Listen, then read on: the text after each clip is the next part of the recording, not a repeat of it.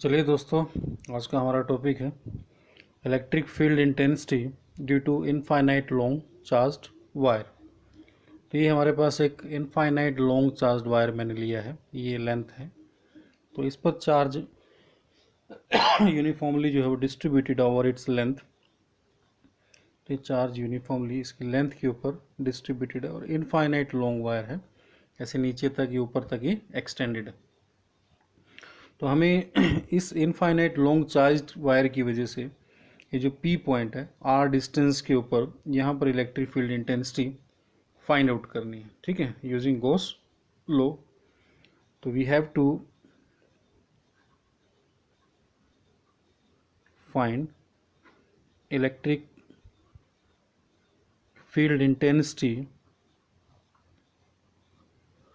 at point P at distance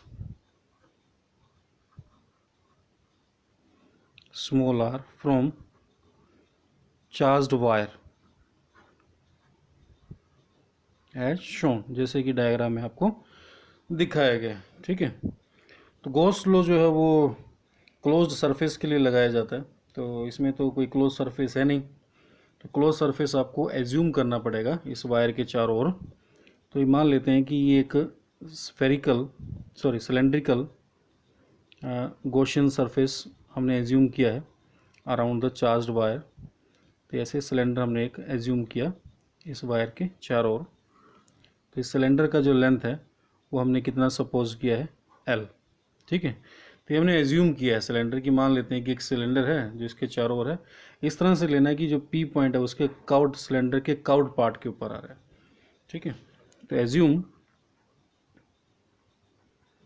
a cylindrical Gaussian surface, assume a cylindrical Gaussian surface of radius small r and length small l। तो radius जो cylinder का r लिया है और length जो कितना suppose किया हमने l, और इस तरह से लेना है सच दैट पॉइंट P जहाँ पर आप फील्ड फाइंड आउट कर रहे हो, it lies on cowed part, lies on cowed part of cylinder. तो ये सिलेंडर के काउड पार्ट के ऊपर लाई कर रहा है। ठीक है, जैसे ये जो है कैप, जो ये भी सिलेंड्रिकल शेप का होता है, तो ये कैप है, जैसे इसका नीचे ऊपर भी कैप है। हम कैप की इस काउड पार्ट के ऊपर जो है वो, ये जो काउड पार्ट है इसके ऊपर लाई करेगा पॉइंट P। ओके, तो ये हमने एज्यूम कर लिया। अब ये क्लोज सरफेस हो गया हमारे पास। अब हम इस क्लोज्ड सरफेस के ऊपर क्या अप्लाई कर सकते हैं, गॉस लॉ ऑफ इलेक्ट्रोस्टैटिक्स। ठीक है, तो according to Gauss law of electrostatics, according to Gauss law of electrostatics, जो नेट इलेक्ट्रिक फ्लक्स है over the closed surface E dot ds, वो किसके इक्वल होना चाहिए, net charge enclosed divided by epsilon naught के इक्वल होना चाहिए। Theorem हम पढ़ चुके हैं ऑलरेडी। ठीक है, तो ये क्लोज सरफेस कौन सा होगा, ये जो सिलेंडर है ये क्लोज्ड है, तो ये क्लोज सरफेस हमने एज्यूम किया हुआ है इसमें। अब हम देखते हैं कि इसमें जो इलेक्ट्रिक लाइंस जो फोर्सेस हैं, इलेक्ट्रिक फील्ड जो वो कैसे डायरेक्ट करता है, और जो फ्लक्स है, फ्लक्स में के लिए कितने सरफेस जो वो कंट्रीब्यूट कर रहे हैं इसमें। तो हमारे पास एक ये कैप है, ऊपर वाला जो कैप है इसको कैप A बोल देते हैं, और ये लोअर कैप इसको कैप B बोल देते हैं हम लोग। ठीक है, तो मान लेते हैं कि इस कैप का जो एरिया है वो S1 है, इस कैप का एरिया भी S1 हो जाएगा। ठीक है, ये S2, दोनों का एरिया इक्वली होगा जैसे, तो दोनों का एरिया। फिर ये जो कर्व्ड पार्ट है तो ये भी, इसका भी सरफेस एरिया होगा इसमें। अब हम इलेक्ट्रिक फील्ड देखते हैं कि वो कैसे डायरेक्ट करता है। वी नो दैट कि इलेक्ट्रिक लाइन जो फोर्सेज रेडियली आउटवर्ड होती हैं पॉजिटिव चार्ज के केस में, तो इलेक्ट्रिक लाइन जो फोर्सेज जो होंगी वो रेडियली आउटवर्ड होंगी। तो जैसे यहाँ पर हम इलेक्ट्रिक लाइन ऑफ फोर्स एक ड्रॉ करें तो इलेक्ट्रिक फील्ड इस टाइप से होगा। तो ये जो कैप है, ये जो कैप है, इस कैप के ऊपर अगर आप नॉर्मल ड्रॉ करोगे, दैट इज़ एरिया वेक्टर आप लोगे इस S1 का, तो वो नॉर्मल इस टाइप से आएगा। यानी कि इसके लिए जो एंगल है B कैप के लिए इलेक्ट्रिक फील्ड में और एरिया वेक्टर में, वो एंगल कितना बन रहा है, 90 डिग्री।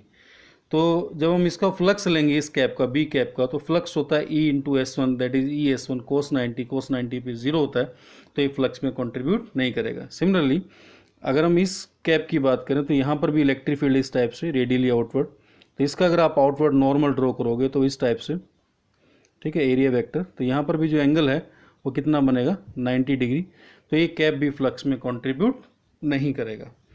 ठीक है, अगर हम बात करें अब इसकी, यहाँ पे आप एक स्मॉल सरफेस जैसे लेंगे ये कर्व्ड पार्ट का, तो कर्व्ड पार्ट का जो एरिया वेक्टर होगा, यहाँ इलेक्ट्रिक फील्ड है तो वो आउटवर्ड डायरेक्शन में इस टाइप से, ये कर्व्ड पार्ट का एरिया, तो यहाँ थीटा एंगल कितना बन रहा है 0 डिग्री, तो फ्लक्स जो है वो सिर्फ और सिर्फ कर्व्ड पार्ट की वजह से होगा, और ये कैप जो है वो फ्लक्स में कंट्रीब्यूट नहीं करेंगे। ठीक है, तो ये जो नेट इलेक्ट्रिक फ्लक्स है इसको हम ओपन करके लिख लेते हैं 3 सर्फेसिस के लिए, 2 कैप्स के लिए और एक हमारे पास हो जाएगा कर्व्ड पार्ट के लिए। तो ये फ्लक्स क्या बन जाएगा हमारे पास, तो इसको ओपन करके हम लोग इस टाइप से लिख सकते हैं, फ्लक्स लिखेंगे कैप ए का प्लस फ्लक्स कैप बी का प्लस फ्लक्स किसका आएगा कर्व्ड पार्ट का, तो ये नेट फ्लक्स आ जाएगा हमारे पास। और ये नेट फ्लक्स इसके इक्वल होना चाहिए charge enclose divided by epsilon naught के इक्वल होना चाहिए। ठीक है, अब इसको जो है वो सॉल्व करेंगे फर्दर, तो आपके पास क्या आ जाएगा वो देख सकते हैं।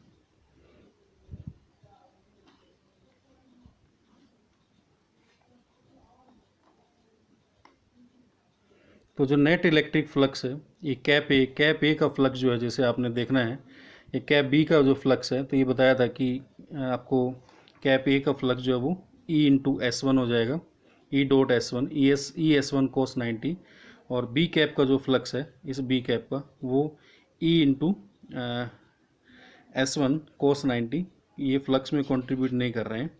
और इसके लिए जो फ्लक्स होगा वो सिर्फ इस कर्व्ड पार्ट का फ्लक्स जो इसके अंदर आएगा, तो आप इसको इस टाइप से लिख सकते हैं कि जो नेट फ्लक्स आएगा, this flux net enclosed flux is equal to E into S one cos 90 degree plus E into S two cos 90 degree plus अब कर्व्ड पार्ट का जो फ्लक्स है वो हो जाएगा ई इंटू एस, तो ये कर्व्ड पार्ट का एरिया आपके पास आ जाएगा कोस 0 डिग्री। ठीक है, ये फील्ड यहाँ पर E1 ये E2 इस टाइप से भी आप लिख सकते हैं, जितना भी फील्ड का मैग्नीट्यूड होगा वो आपको फाइंड आउट करना है, जैसे इलेक्ट्रिक फील्ड इंटेंसिटी वहाँ पर, तो ये आप इस टाइप से लिख सकते हैं।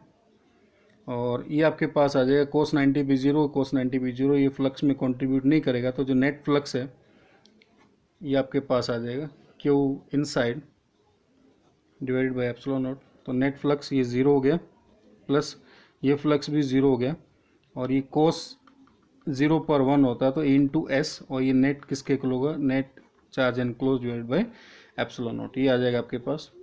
तो ये एस जो है कर्व्ड पार्ट का एरिया जो होता है किसके इक्वल होता है, सिलेंडर का होता है 2 pi R L curved part. जैसे ये कर्व्ड पार्ट है तो इसको अगर हम, ये इसका आर रेडियस है, इसको जब हम ओपन करेंगे इस टाइप से, एक ये आपको रेक्टेंगल शेप में मिलेगा, ये 2 पाई आर हो जाएगी साइड, और ये जैसे लेंथ इसकी ये एल, तो 2 पाई आर एल, ये सिलेंडर इस टाइप से है। तो इस सिलेंडर को अगर हम यहाँ से कट कर दें, तो यहाँ से कट करने के बाद आपको क्या मिलता है, रेक्टेंगल, एक साइड 2 पाई आर हो जाएगी और एक साइड क्या हो जाएगी एल, तो ये 2 pi R L, this is equal to charge enclosed divided by epsilon naught, तो ये आपके पास हो जाएगा E into 2 pi R L is equal to net charge enclosed की वैल्यू क्या आएगी, lambda into L divided by epsilon naught. ये लैम्बडा यहाँ पर क्या है, lambda is the linear charge density, that is charge on unit length, linear charge density that is charge पर unit length, तो यूनिट लेंथ के ऊपर ही चार्ज होगा, इसकी वैल्यू इसमें पुट कर दी हमने, तो एल से एल जो है वो कैंसिल हो जाएगा, तो ई जो इलेक्ट्रिक फील्ड वो किसके इक्वल आया यहाँ पर, वो आपके पास आया lambda over 2 pi epsilon naught into R, तो ये इलेक्ट्रिक फील्ड इंटेंसिटी होगी इसमें। अब अगर हम लोग ग्राफ प्लॉट करें इलेक्ट्रिक फील्ड इंटेंसिटी में और आर डिस्टेंस के अंदर, तो ग्राफ जो है किस टाइप से आएगा उसको भी आप समझ सकते हो। इधर इलेक्ट्रिक फील्ड इंटेंसिटी, यहाँ पर आर डिस्टेंस हमने लिया है इधर, तो जो आर के इन्वर्सली जैसे प्रोपोर्शनल है इलेक्ट्रिक फील्ड इंटेंसिटी डिस्टेंस के, तो इस टाइप से ग्राफ आपके पास आ जाएगा जो अक्सर एग्जाम में पूछा जाता है। ठीक है, तो this is about electric field intensity due to infinite long charged wire. एक बार फिर से इसको समझ लेते हैं कि ये इनफाइनाइट लॉन्ग वायर था हमारे पास, चार्ज इसकी लेंथ पर यूनिफॉर्मली डिस्ट्रीब्यूटेड है, पी पॉइंट पर फील्ड इंटेंसिटी फाइंड आउट करनी थी आपको। तो हमने एक सिलेंड्रिकल सरफेस एज्यूम किया पहले इसके चारों ओर, और जिसका रेडियस आर था, पी पॉइंट इसके कर्व्ड पार्ट पर आएगा सिलेंडर के, और एल इसका लेंथ सपोज हमने कर लिया। ठीक है, एज्यूम करने के बाद हमने गॉस थ्योरम अप्लाई कर दिया। जो नेट इलेक्ट्रिक फ्लक्स है क्लोज सरफेस के लिए वो net charge enclose divide by epsilon not होगा।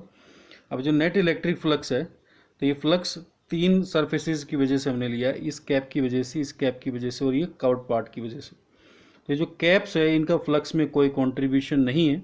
ठीक है, तो और फ्लक्स के अंदर सिर्फ इस पार्ट का कॉन्ट्रीब्यूशन था, कर्व्ड पार्ट का, तो इस वजह से ये जो कैप का फ्लक्स है जीरो, ये भी जीरो, सिर्फ इसका आएगा ई इंटू एस। तो एस जो है वो सरफेस एरिया आपको सिर्फ कर्व्ड पार्ट का वो लेना था इसमें। ठीक है, तो E1 S1 cos 90, E2 S2 cos 90, ES cos 0। तो ये इलेक्ट्रिक फील्ड कहाँ पर आ रहा है, कर्व्ड पार्ट के ऊपर इलेक्ट्रिक फील्ड हम लोग फाइंड आउट कर रहे हैं। ठीक है, ये फर्स्ट कैप के ऊपर इलेक्ट्रिक फील्ड था, सेकंड कैप के ऊपर, लेकिन क्योंकि cos 90 डिग्री आ रहा है तो इनके फ्लक्स में कोई कंट्रीब्यूशन नहीं है। ये E इंटू एस, और नेट फ्लक्स जो किसके इक्वल होगा, गॉस थ्योरम के according charge enclose divide by epsilon not. अब ये जो सरफेस एरिया हम पुट करेंगे सिर्फ कर्व्ड पार्ट का, तो 2 पाई RL आ जाएगा हमारे पास।